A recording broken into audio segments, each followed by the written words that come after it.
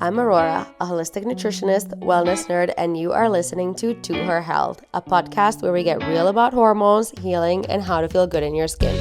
I'm here to cut through the wellness noise and give you grounded, honest conversations. Whether you're looking for sisterly advice or science-backed tips, I've got you. So take a deep breath, pour yourself a drink, and let's dive in.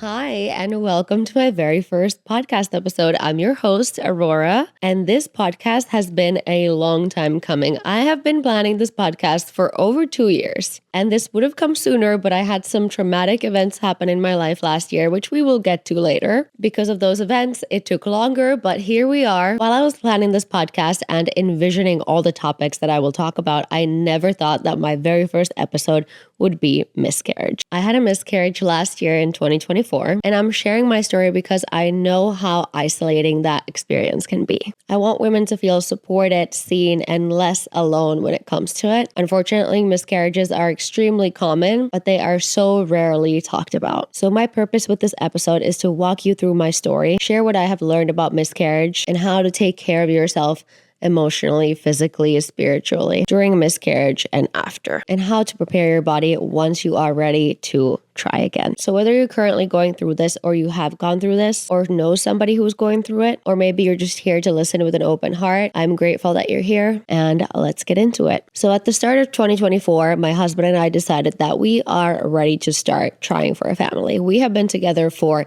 10 years. We've been married for 3. So we've been together through our 20s, and everybody always asks why it took us so long to try to have a family. Well, I just knew when I'm going to be ready, and I did not feel ready until I was 30. Even at 29 or 28, I still felt like I had more to do. And once I felt ready, we started trying. I think the decision to become parents and start a family is such a personal thing. Everybody always said to me that you won't ever feel ready, but I didn't agree with that. I knew in my heart that at some point I will feel ready. So we started trying in February, and in our second try, we got pregnant. But only 8 weeks later, we experienced the miscarriage. Now let's back it up a little bit and let me tell you what was going on in my life during that time. I turned 30 in February 2024. I'm an Aquarius. My husband and I went to Costa Rica on a trip, just us two. We had a great time, loved it. I've been to Costa Rica already 4 times. It's one of my favorite places. We got back, and the day after we got back on Valentine's Day, my mom passed away. Now, my mom was sick already for a while, so this is something that we had emotionally prepared for, but I think it always comes as a big shock. I don't think it's something that you can really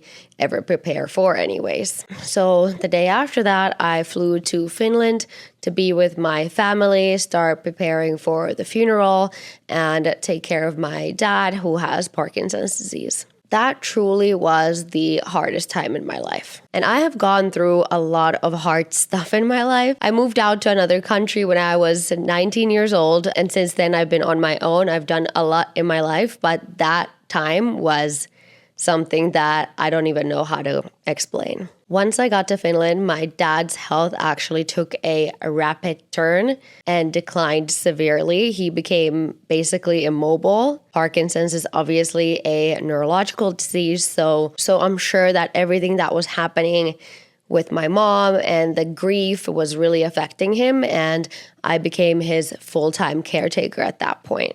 Before that, he was driving a car, he was doing groceries, making food, doing everything himself. But once I got there and once my mom passed away, it was almost like instantly he just couldn't move anymore. So navigating that, and while also navigating the funeral and preparing all the paperwork that comes with when somebody passes away, it was an insane time. And also as an entrepreneur with 2 businesses, I was still trying to work as well. So it was a really, really crazy time. So for 2 months, I was completely 24/7 attached to my dad, helping him. And the only peace that I really got was taking my dad's dog out on walks. And unfortunately, he needed help during nighttime too. So I was on call, what it felt like 24/7, and I barely slept. Just to give you a background where I was at health-wise and mentally. In March, my husband flew from LA.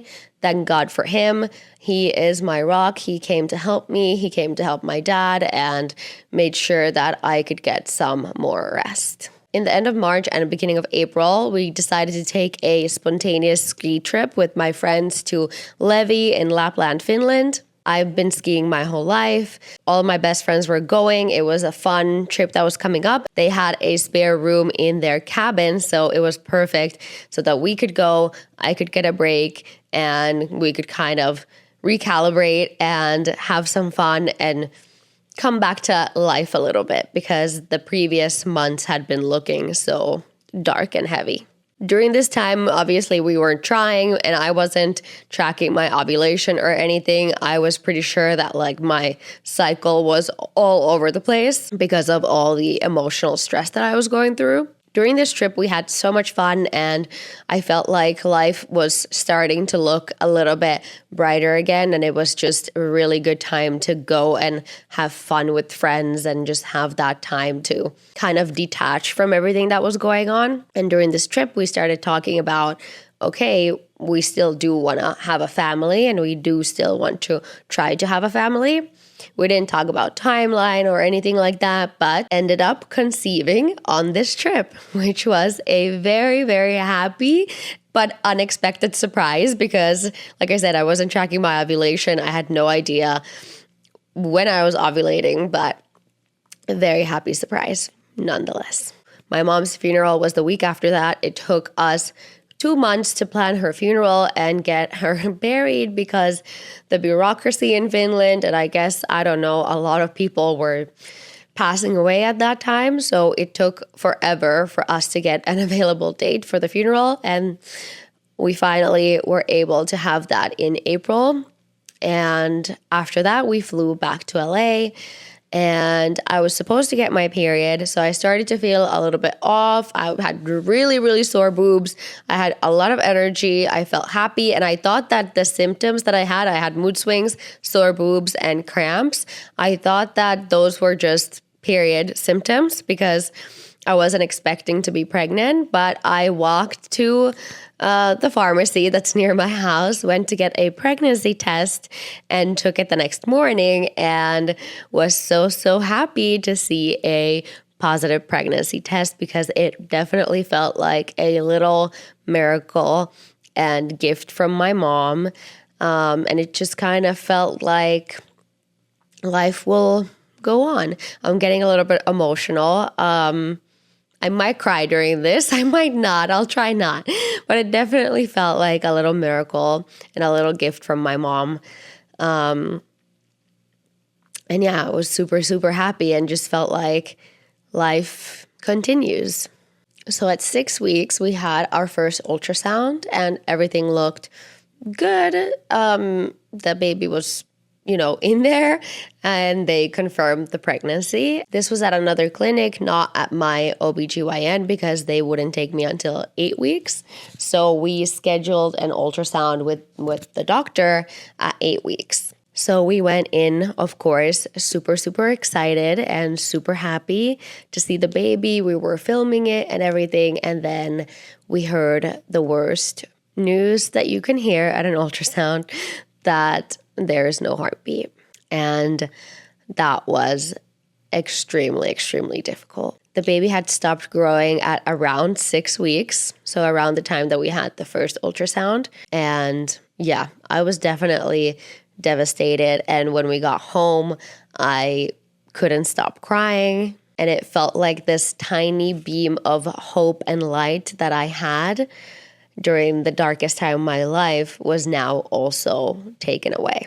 Everyone around us definitely meant well when they said, oh, it's so common, miscarriages happen all the time, don't blame yourself, it's all good, you're just gonna try again, and rather have it happen at an early stage than at a later stage, which 100% I agree with, but it did not make it easier, and it did not make the grief and the pain go away for sure. I think at that point, like many women do, I blamed myself, or at least I don't know if women do, but I had that feeling for sure. I was like, maybe it was the stress because of the grief, or maybe it was my hormones because of everything that I went through. Like, for sure, it's my progesterone. My progesterone has to be low. Like, something has to be wrong with me that this baby couldn't keep going. But after doing all of the tests, all of the hormone tests, everything, checking my body, everything was literally perfect. And my doctor even was in a little bit of shock. She wanted me to come in for another ultrasound, that maybe we got the date wrong or something was wrong, or maybe there was a little flicker of a heartbeat before. So she wanted us to come in again to have an ultrasound, but she just confirmed what we already heard before. There is no heartbeat and the baby is not growing. So she gave me the pill to take to start the miscarriage, because I was actually flying to Finland again in a week or two after that for my best friend's wedding. And she said, because I had no symptoms of a miscarriage, by the way, absolutely none. I was feeling amazing the whole time. I didn't have any bleeding. I didn't have any cramps. I didn't have anything that would indicate that I was having a miscarriage. So and since the baby stopped growing at 6 weeks, I already was miscarrying for 2 weeks, or the baby wasn't growing. But the actual miscarriage of the baby coming out could happen in another month or so while I'm in the airplane to Finland. So I decided that I'm going to take the pill to start the miscarriage so that I don't have to wait around and think, okay, when is it going to start? So once I took the pill, it was definitely one of the most painful experiences I have ever had in my life. I had no idea how much pain you go through and what kind of emotional journey you go through as a woman when you're miscarrying. Now, I know that not everybody has that experience when they're miscarrying. Not everybody has that same pain but either way, it's still a very physical and emotional journey. And I really want to share this because I really wish that somebody could have told me what it would be like to have a miscarriage and kind of prepare me for it, and prepare my husband, because he was about to take me to the ER because of the pain that I was in. It was so painful that I couldn't speak. I started vomiting. I wasn't sure if it was from the pill, from the pain, what was causing it, but I was vomiting everything. I had diarrhea. I had, literally the pain was so bad that I was crying on the floor and couldn't speak. There was also so much blood. It looked like somebody had been butchered, which I guess technically there was, which, yeah, just terrible. And also when you see the little thing that you know that is your little baby come out, it is definitely very, very emotional and hard to go through, for sure, with all the physical pain and the emotional pain. My doctor gave me painkillers before, and I didn't take them because once I took the pill, 30 minutes, an hour later, I started feeling these little cramps. I was like, oh, it's like a period cramp, I'm fine. But then when the actual cramps started and the vomiting started, it was already too late to take the painkiller. I did take it, but I kept vomiting. So if you have to ever take the pill, definitely take the painkillers before, so you don't end up in the situation that I was in. Eventually, I guess I was able to keep some of the painkillers down, and I was able to fall asleep around 6 a.m. I took the pill previous night around 7 p.m., so almost 12 hours later. And finally, I could sleep and rest and I guess start healing. The next days were a complete blur. I don't remember exactly when, but I went back to my doctor and they did an ultrasound to check that everything came out and everything looked clean, and thank God it did. So I was good to go and start my healing journey. During this time, I definitely stayed on the couch for like 2 weeks, crying, couldn't move, couldn't do anything, didn't have energy. And if you know me personally, or maybe you followed me for a while, you know that that is not me at all. I'm not that never happens to me, but I figured, okay, it is time to take time to grieve the loss of my mom, which I didn't really get before. It is time to grieve and process of what is going on with my dad's health and come into terms with that. And it is time to grieve this baby that we just lost. Also, during that same week that I had the miscarriage, my dad had a heart attack in Finland. Thank God he is okay. It wasn't fatal, but he had a heart attack. And my husband's aunt passed away, who we were very close to. So that week is something that I refer to as a week of hell. It was a week of Mother's Day also, which is like so crazy that it all happened during that time. Just an absolutely wild journey. So because my labs looked so good and there was nothing wrong with my hormones or my body, there was no physical reason for me to actually have a miscarriage. Then obviously it could have been the chromosomes that the baby had. Maybe something wasn't right. Or what I personally feel is that all of the grief and all of the emotional pain that I went through, my body was just not in the position to carry a full pregnancy. That's what I feel that happened. And I'm okay with that because I don't think emotionally I was at a place to carry on a full pregnancy. When I look at that time now, almost a year later, I can't even explain to you how low I was. The lowest of the lowest of the low, definitely rock bottom. But I decided to start studying, of course, because I'm a nutritionist and love women's health and female hormone health, and that's my thing. I wanted to research how can I support my body now through this miscarriage, getting my cycle back to a normal cycle, because I was very keen on, okay, when I can conceive again, I want to. So how can I support my body to get to that point? Which later I realized, by the way, that I was not ready emotionally to get pregnant quite yet, because I knew there was a lot going on in Finland still with my dad, and the stress of that and just the stress of life was too much for me, and I didn't want to have another miscarriage or another experience like I had before. So I decided to take some time to heal more emotionally, but also physically. So I'm going to tell you everything that I learned about how we can support our bodies through that and how to prepare our bodies for pregnancy after. So let's first talk about the emotional recovery, because I think this is definitely the hardest part. And I think it's also one that we don't talk about enough. I definitely, like I said, I allowed myself to grieve, to cry, and to rest, and to sleep. We all need that.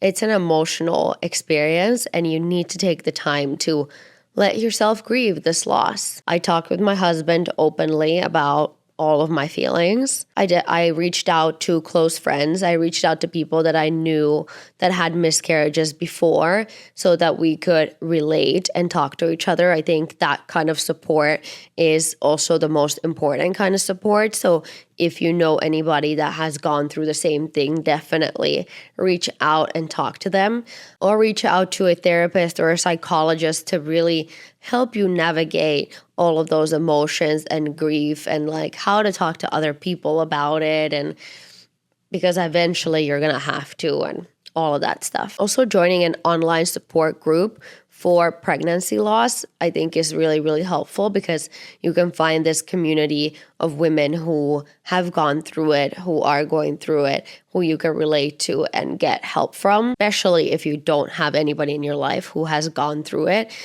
Reach out to people who have and find that community, because you need it. You need to talk about it, and you need to connect with other women who have. I also started journaling the experience. I think it's really important to put those emotions onto paper and kind of make sense of those emotions, even if it's not full sentences, just words.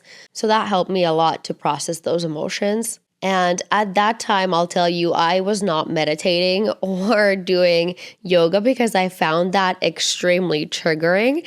I went to a few yoga classes and I did a few meditations, but I was in such a bad place that I just got anxiety out of every single meditation and yoga class. And mind you, I'm a yoga teacher. I've been teaching yoga since 2019 and I love yoga. But there were even one thing that a teacher would say wrong would trigger me, and I got that anxiety.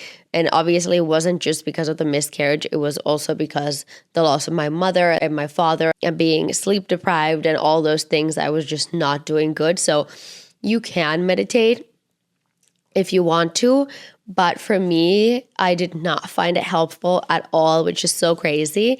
I did find helpful though to listen to music and have quiet time and have baths and go to sauna or go to spas, things like this to kind of really relax, have silence and be in nature and laugh with friends and really connect with friends and community helped me a lot. And I want you to also know that if you're going through this, there is no timeline of when you should feel better or physically or emotionally. You're going to grieve in your own way. You're going to take your time, however long it takes, and you don't need to move on from it at all. It is something that you went through. It is not something that you have to try to forget and move on, but definitely process it. Don't let those feelings linger and don't go through it alone. Reach out to people, find your community, and spend time with the people that you love and make you feel good. And you don't have to pretend or put on a face because that is just exhausting. Social gatherings after all of that was just torture for me. So that's the emotional part. Now let's go into the nutrition part, what supplements we should take, what foods we should eat, what exercise we should do to support our bodies. So obviously I turned into my background with holistic health and started to research what supplements I need to support my body after such a traumatic thing. How do I support my recovery? What do I need to do? Foods wise, especially in the beginning, soups, stews, things that are really iron rich are especially important because you lose so much blood in the process. So grass-fed beef stews, lentils, spinach, and iron-rich teas really helped me a lot. Also an iron supplement, and I will go into my personal favorite supplements at the end, and I will link them also here. Vitamin C is super important. Not only does it help with the iron absorption, but also helps recovery and helps immune system. Folate, vitamin B6, vitamin B12, vitamin Bs in general are extremely important. They are essential for tissue repair and also for hormone production and hormone function. In foods, you can find them in leafy greens, avocados, beans. Also, omega-3s are very important. Omega-3s are amazing for inflammation, for repairing. So I took an omega-3. I ate a lot of fish and salmon. It also helps with your mood and it helps your body to regulate hormones again. Magnesium glycinate, I took it in the evenings to really regulate the nervous system, stress, and help with sleep. Magnesium is also very good for our thyroid hormones. So magnesium glycinate, super good. Zinc supports repair, immune function, and hormone balance as well. Vitamin D is crucial for your mood, for immunity, and hormone function. And hydration. Hydration at all times. I drank a lot of water, a lot of tea. Herbal teas like raspberry leaf tea, chamomile, and nettle are amazing during recovery and for inflammation and your uterus. I actually started taking the Parallel Recovery multivitamin packet. It has everything that you need to support your body after. I will link it below, and I will ask them if I can get a discount code for you. And if I do get a discount code, I will put it next to the link so you can use it. But let me tell you, I was taking it for 2 months after my period regulated so quickly. It was late. It didn't come exactly 4 weeks after or whatever my doctor said that it would come. It came like 6 weeks after, but still I think that's really, really good. So I can definitely recommend the Parallel Recovery multivitamin. And I will also list all of the ones that I said here before and put links to some of my favorite ones. So for exercise, once I stopped bleeding and felt stronger, I for sure went on walks. I went on walks every single day regardless. And movement definitely is something that can help you recover, because movement is medicine and it helps to release stuck energy in the body. So definitely when you feel ready, start walking, start moving, start stretching. I would not go for a HIIT workout or boxing or anything super crazy, like very closely after, but maybe 3 weeks or 4 weeks after you can start doing those if you feel strong enough. I was definitely going for walking. Yoga, like I said, I was doing yoga mostly at home because, like I said, sometimes, especially in Shavasana, teachers tend to say some crazy things and those were triggering for me. So I was doing yoga at home. Light strength training. I loved Pilates during this time. I loved dance because I grew up as a dancer, and dance is just medicine for me always. It's always been like my therapy. So dancing can be great. It's also fun. And I think I definitely avoided anything super, super intense before my cycle returned. So that is what I recommend for you as well. So I definitely don't recommend the HIIT before your cycle has returned. Feel it out, of course, you know your body, but I would recommend wait for your cycle to return to go back to those super intense workouts. And always listen to your body, because healing is not linear. It's not just, you're going to get better and better and better and better every single day. You might, but there most of the time becomes a time that you go back down a little bit. Maybe those emotions hit you, or maybe just physically you feel exhausted or tired. So listen to your body and definitely don't push yourself too much.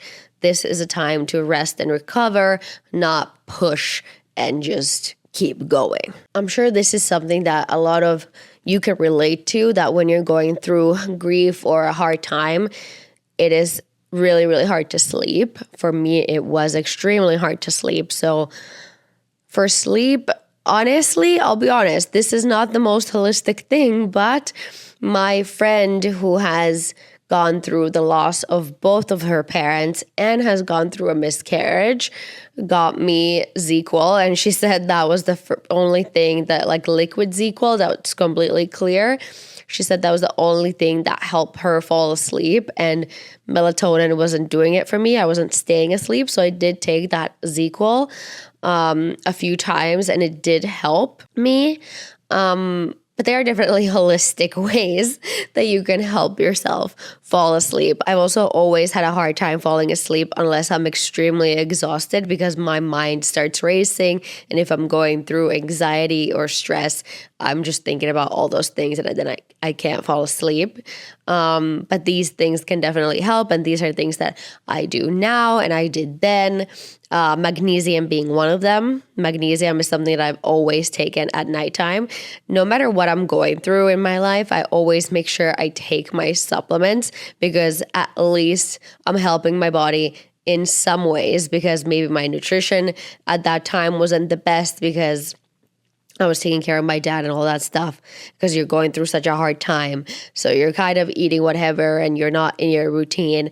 So always definitely take your supplements. Herbal tea every single night and low lights, so that I get into the sleepy mood and my body starts producing melatonin. You can definitely try journaling before bed if your mind is racing.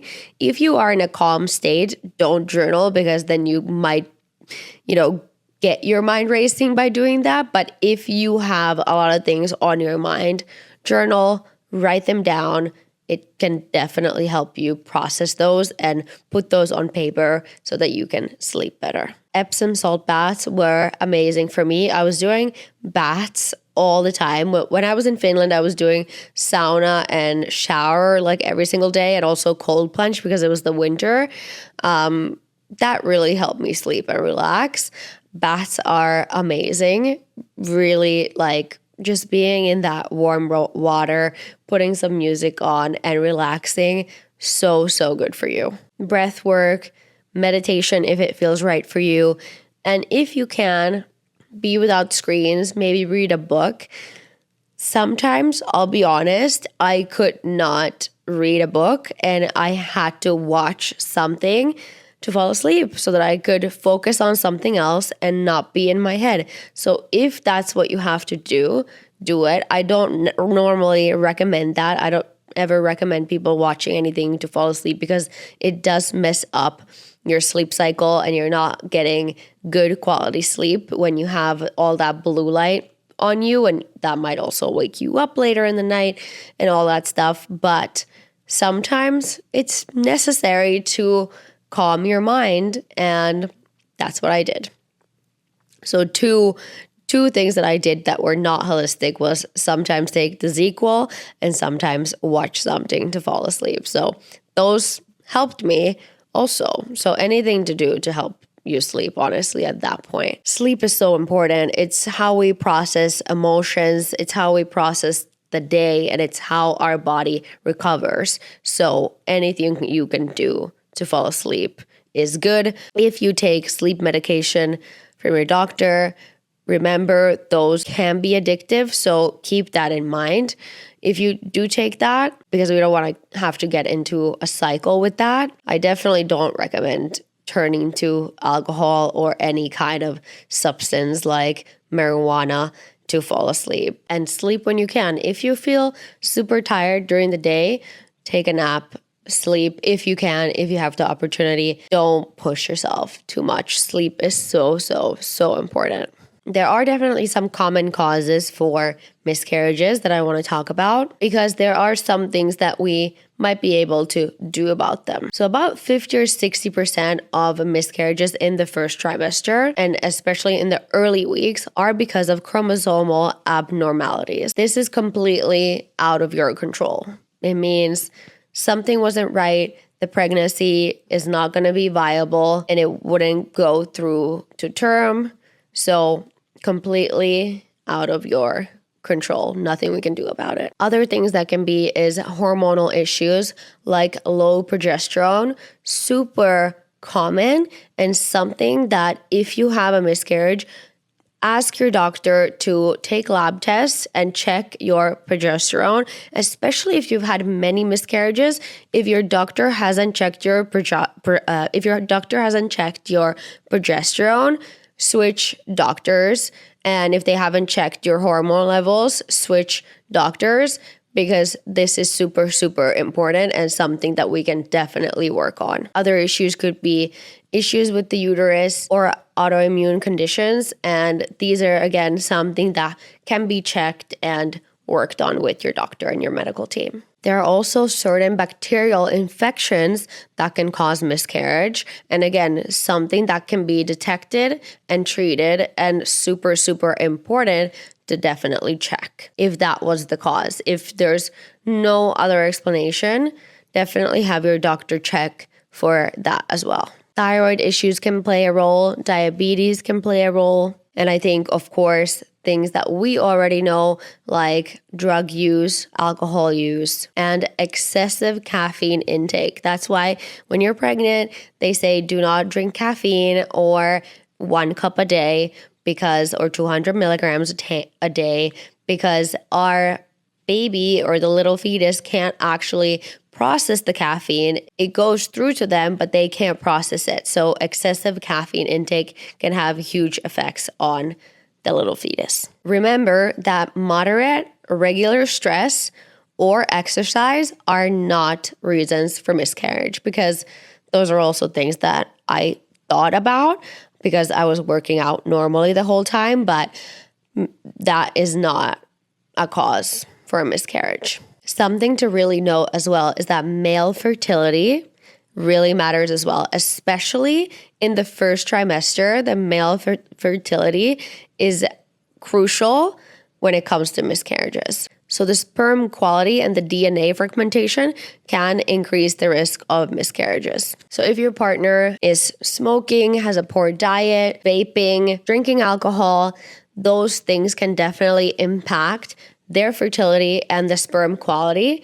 So also something to keep in mind and have it checked. We don't really talk about male fertility that much, but it's 50-50. And especially the miscarriages in the first trimester, it can have a lot to do with male fertility. So definitely after you have a miscarriage, have your partner checked as well. So when should you start trying again after a miscarriage? Your ovulation should be around 2 to 3 weeks after your miscarriage. My doctor at least recommended for me to wait at least 1 full cycle and then try in the next ovulation and not try in the first one.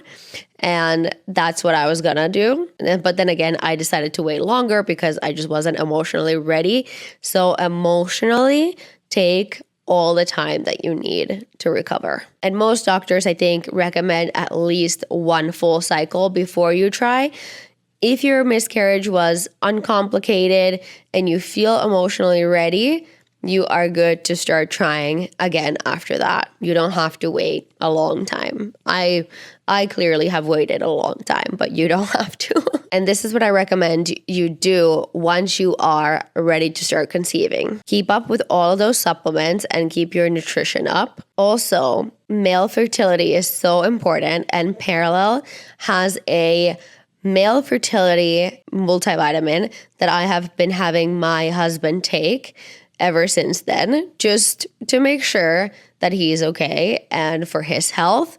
So I will link that below as well. That packet is specifically designed to improve sperm quality and overall male fertility and health. For me and for women, I recommend again the Parallel Preconception Pack. I love Parallel because they are founded by OBGYNs, by women who have gone through pregnancy and pregnancy loss and all the things. So I really trust their ingredients. They're third-party tested. They're amazing. This is literally not sponsored by them. I just love them so much because they have helped me tremendously in my journey. You can obviously take whichever brand you want of prenatals or preconception vitamins, but this is just what I recommend. And I'll again list below of all the things you should take. Definitely take folate, vitamin C, vitamin Bs, and magnesium for sure.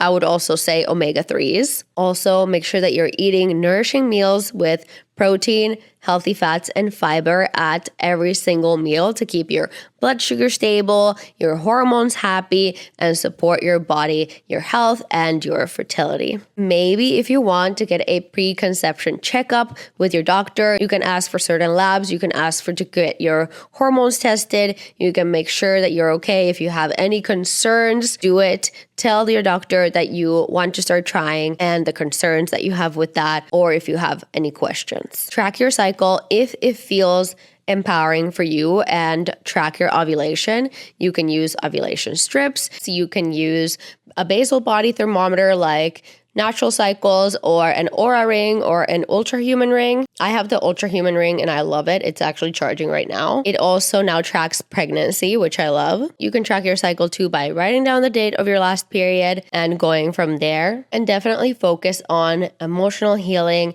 and lowering stress. And I think it's so good to be in a good headspace when you want to try to conceive. If you've made it this far, thank you for listening. I am grateful for you. Sharing this definitely wasn't easy, but I know that it is necessary. I think these conversations need to be had. They're so, so important. And if you're going through a loss, if you're gone through a loss, know that you're not alone.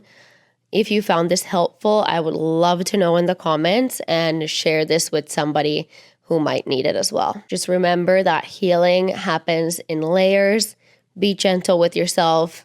Take time to rest and recover and nourish yourself and your heart and your soul and physical body as well. With love, always. I'll see you in the next one.